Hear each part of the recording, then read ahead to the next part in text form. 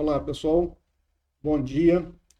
O vídeo de hoje é sobre o Orapronobis, uma planta bem rústica, de fácil propagação e cultivo e muito nutritiva.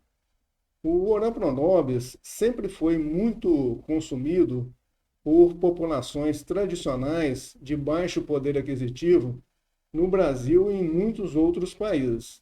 E atualmente ganhou o gosto da população de maior poder aquisitivo devido às suas qualidades nutricionais. Bom, o Orapronobis também é conhecido como lobrobrô, espinho de Santo Antônio, carne verde ou carne de pobre, devido ao alto teor de proteínas. Além das proteínas, as folhas do Orapronobis também apresentam um bom teor de cálcio, magnésio, ferro, zinco, vitaminas e fibras, e apresentam um baixo teor de calorias. Então, realmente é considerado um bom alimento e de fácil produção, de baixo custo de produção. É considerado uma planta punk, uma planta alimentícia não convencional. É uma planta bem tolerante à seca, pelo fato de pertencer à família das cactáceas. Então, ele é um cacto que produz folhas. E também é bem resistente, né? Suporta bem solos de baixa fertilidade, como a gente pode observar aqui. Então, é uma planta interessante, né? Principalmente para a população de menor poder aquisitivo. E o Orapronobis, ele apresenta também, como a gente vê do lado direito aqui, um hábito de crescimento trepador. Então, ele produz umas ramas bem longas, né?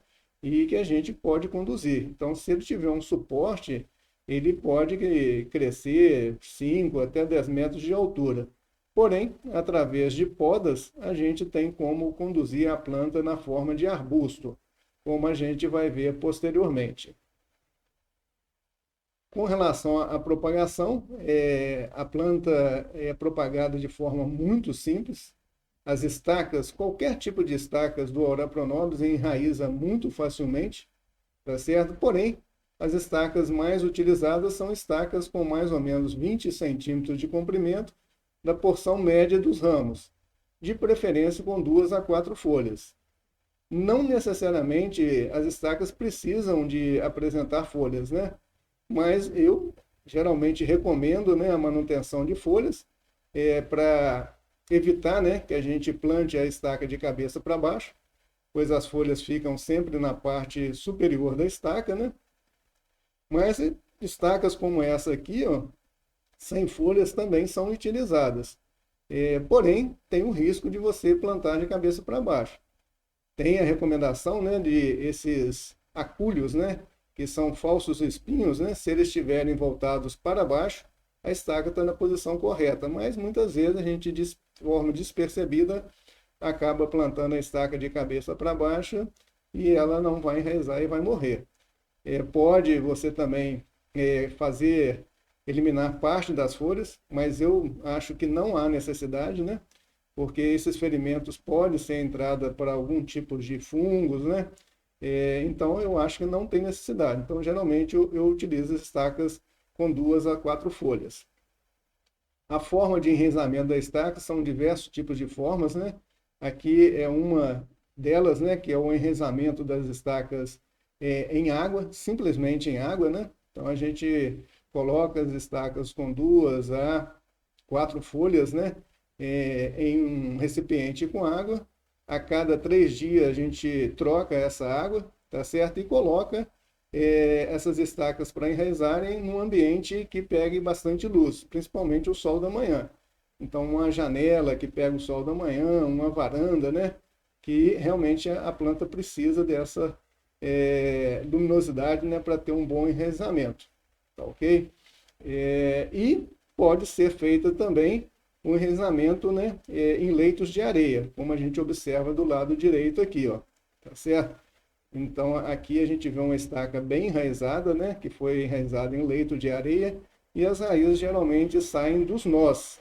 Então uma estaca de 20 centímetros, a gente coloca ela cerca de 2/3, né, para dentro do substrato, e todos os nós que têm contato com o substrato, geralmente vão sair as raízes aqui, tá certo? E após o enraizamento, tanto em leito de areia como em água, a gente vai transplantar, né, essas estacas enraizadas para um sacola plástica, para um substrato. Pode fazer o estaqueamento diretamente no substrato, na mistura de solo com areia e outros produtos? Pode. Porém, geralmente os substratos eles retêm muitas vezes muita umidade e pode acontecer da estaca apodrecer antes de enraizar. Então, tanto em água, a gente trocando a cada 3 dias, como em areia, não há esse risco do apodrecimento das estacas, tá certo? Na areia, inclusive, a gente mesmo irrigando todo dia, muitas vezes até 2 vezes ao dia, dependendo da temperatura, né? O excesso de umidade ele drena com muita facilidade. E quando a gente faz o estaqueamento diretamente no substrato, pode ser que o substrato retenha muita umidade e essa umidade faz com que a estaca apodreça antes do enraizamento. Mas é muito comum a gente ver, né, o pessoal fazendo o estaqueamento diretamente em substrato, diretamente no campo, e funciona bem. Pode acontecer algumas perdas, mas funciona também muito bem. Depois de enraizado, tá certo? Então, a formação dessas raízes aqui, ó, elas são formadas com a reserva da própria estaca. Não há necessidade de adubação nenhuma. Porém, depois que as estacas formam as raízes, como a gente pode observar aqui, elas começam a brotar na parte aérea. Então, ela precisa de mais nutrientes. Então, é o momento da gente fazer o transplantio. E aí a gente vai fazer o transplantio para uma sacola plástica ou outro tipo de recipiente, tá certo? E como substrato, uma recomendação que eu sempre faço nos vídeos é uma mistura de 2 partes de terra para uma de composto orgânico, bem curtido, né? Ou um esterco animal bem curtido. E 5 gramas por litro da mistura, né, de adubo fosfatado. Então, vamos supor, a pessoa utiliza 2 baldes de 20 litros de terra e 1 balde de 20 litros de composto, no final a gente vai ter uma mistura com 60 litros. Então, 60 litros vezes 5 gramas, então a gente vai ter que colocar 300 gramas de adubo fosfatado. Pode ser o superfosfato simples, pode ser um termofosfato. Nesta mistura aqui, ó, acompanhando a seta, a gente observa que a gente colocou aqui um termofosfato de cor mais cinza aqui, tá certo? E o adubo fosfatado ele é muito importante para o desenvolvimento inicial do sistema radicular. Então a planta enraiza com muito mais rapidez e com a formação de um sistema radicular muito melhor, tá certo? Então é feito o transplantio, né? Para sacola plástica e depois de cerca de 3 meses, mais ou menos, após o transplantio, a gente tem uma muda de excelente qualidade. Então, desde o início de colocar a estaca para enraizar até uma muda como essa, que é uma muda bem vigorosa, né? Leva cerca de 4 a 5 meses para a gente levar essa muda para o campo, tá certo? Algumas pessoas levam as mudas mais cedo para o campo, né? Mas aí o risco de pegamento é menor, tá certo? Mas é uma planta bem rústica, bem fácil de propagação. Aqui a gente vê algumas mudas, né, bem vigorosas, né, para o plantio, feita de acordo com o processo que a gente indicou anteriormente, né? Então a gente vê aqui uma muda bem formada, né? Umas mudas mais novas com o vigor das brotações muito bons, tá certo? Muito bom, né, o vigor. E aqui a gente vê uma muda bem formada. E aqui, uma muda numa sacola plástica, né, com um desenvolvimento muito bom. Então a gente vê o potencial também de produzir o Orapronobis em vasos. Então, se numa sacola plástica desse tamanho a gente tem uma planta com esse vigor, então num vaso grande, né, ela vai ter um vigor muito maior. Porém, a gente vai ver posteriormente que quanto mais velha a planta vai ficando, ela produz uns espinhos. Então, modo de ver, né, eu não indicaria plantar num vaso que fique próximo da residência onde tem criança, porque pode ter algum tipo de acidente, né? Mas ela tem sim o potencial de ser produzida em vaso, tá certo? E aqui a gente vê uma muda, né, produzindo um ramo extremamente longo, né? E aqui esse ramo ele está subindo na parede, então mostrando, né, esse hábito de crescimento trepador. Mas se a gente for fazendo podas na planta, a gente conduz a planta como um arbusto, como a gente vê nessa muda do meio aqui. Então é questão simplesmente de condução da planta, tá certo? Mas é uma planta extremamente vigorosa. Então, mostrando, né, que aquela mistura que a gente comentou anteriormente, né, ela é suficiente para produzir uma muda de excelente qualidade. Então, se a pessoa quiser produzir em vaso também, ela pode utilizar aquela mistura. Só que tem que, posteriormente, né, vai ter que fazer algumas adubações de cobertura para manter o vigor da planta no vaso. E o plantio no campo, né, o ideal é um solo bem drenado, né? A planta resiste, é um solo mais seco, então a gente tem que aproveitar essas áreas, né? Então aqui a gente vê do lado esquerdo aqui, acompanhando a seta, né? É uma área sendo preparada para o plantio, uma cova de 40 por 40, uma cova tipo cova de café, e essa cova deve ser bem adubada. Aqui a gente vê tanto o uso de um composto orgânico como uma fonte de fósforo. Então, uma das recomendações que eu acho razoável é uma cova de 40 por 40, a gente utilizar 10 litros de composto orgânico ou esterco animal bem curtido e 400 gramas de superfosfato simples. Ou outra fonte de fósforo, né? Termofosfato, iorim, outro tipo de termofosfato, para permitir, né, um enraizamento bom da planta no campo também, tá certo? E após a gente fazer o plantio, né, se a gente deixar a planta crescendo livremente, ela vai muitas vezes ficar mais rasteira no solo, tá certo? Porque ela tem esse hábito de crescimento. Porém, se a gente fizer podas, como a gente vê aqui, ó, a gente tem condição de conduzir a planta na forma de arbusto e a gente até construir uma cerca viva, né, com o Ora Pronobis, através de podas. Então, o ideal é que a muda, depois de levada para o campo, né, a gente faz uma poda de 3 a 4 ramos, né, bem distribuídos, né, em torno da haste central da planta, né, a 30 centímetros do solo. Então, a gente vai levantando a planta, né, e vai fazendo com que ela se torne um arbusto. Então, é uma forma de condução da planta, tá certo?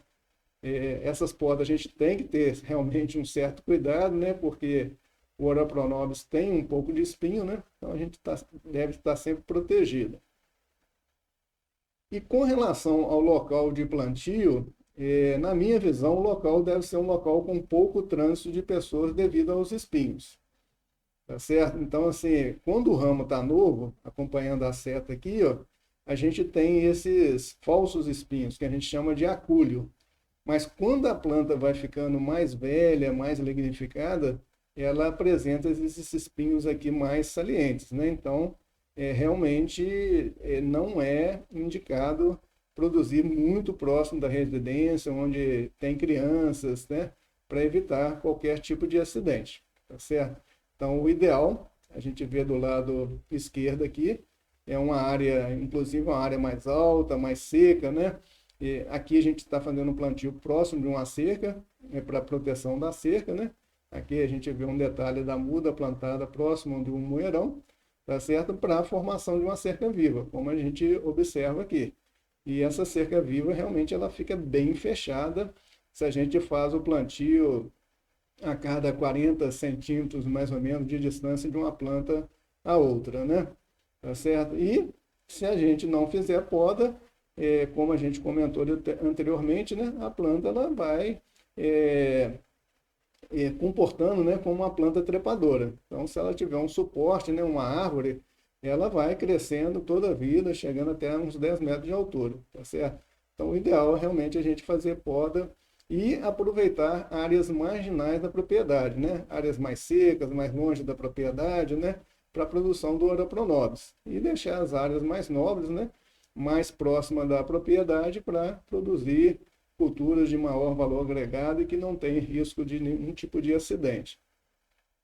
Com relação à adubação, é uma adubação bem leve, bem simples, né? A planta é bem rústica, mas à medida que a planta vai crescendo, ela vai extraindo nutrientes do solo e a gente tem que repor esses nutrientes, tá certo? Então, uma das recomendações, lembrando sempre, né, que o ideal é a gente ter uma análise de solo, mas uma recomendação geral seria 3 aplicações de 100 gramas da formulação 10-10-10. É uma formulação fácil de encontrar no mercado, né? E as adubações no período das chuvas. Aqui na nossa região da Zona da Mata, a chuva vai de outubro até março, mais ou menos, março, abril. Então seria 100 gramas em outubro, 100 gramas em dezembro e 100 gramas em março. Caso a pessoa queira fazer simplesmente só adubação orgânica, seria 2 aplicações de 5 litros de esterco bovino ou composto orgânico. Quando a gente faz a aplicação de adubo orgânico, a gente pode fazer um menor parcelamento, então seria 5 litros em outubro e 5 litros em janeiro. É o suficiente para o desenvolvimento da planta ao longo de todo o ano, tá certo? Então isso pode mudar de região para região, né?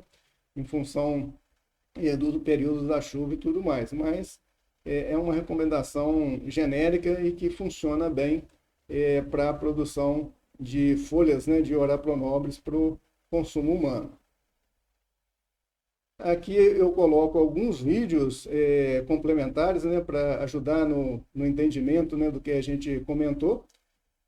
Um vídeo que fala a propagação do alecrim, do hortelã, do manjericão, que é aquela forma de propagação usando a água como meio de enraizamento das estacas. Então lá eu falo um pouco mais como a gente deve fazer o manejo das estacas, tá certo? Um outro vídeo também no canal, estrutura simples e funcional para a produção de mudas em geral, que a gente fala sobre uma estrutura, uma coberta, né, com telhas transparentes, né, para permitir a entrada de luz. Então, se a pessoa tiver uma varanda que recebe bastante luz, uma coberta com essas telhas, né, a gente pode produzir uma série de mudas, né, e com uma qualidade muito boa. E outra, que é o mais recente, né, que eu falo da importância, né, da gente proteger os adubos orgânicos para a gente ter uma maior eficiência das adubações orgânicas. Então, são vídeos que ajudam a compreender melhor, né, alguns detalhes que a gente não comentou neste vídeo, tá certo? Bom, pessoal, por hoje seriam essas informações que eu gostaria de passar para vocês. Um forte abraço e até um próximo vídeo. Obrigado.